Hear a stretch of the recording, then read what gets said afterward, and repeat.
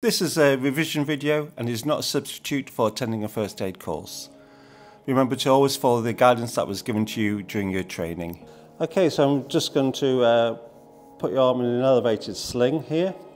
So I've got my triangular bandage. The right angled corner goes towards the elbow and this tapered corner towards his fingers. I'm just going to lay it over the top of his arm like that. If I can just come underneath, I will now scoop underneath to form the cradle.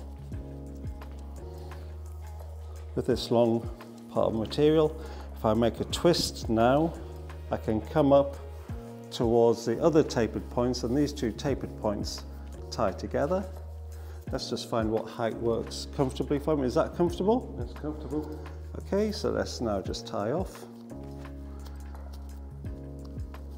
I could tie that in a full double knot if I like. And now I can have a look at the fingers and make sure his hand's still got good circulation. I'll squeeze the fingernail for 5 seconds. 1, 2, 3, 4, 5. Release, and the colour should come back in 2. Excellent. Okay, let's take you off to hospital, get that sorted.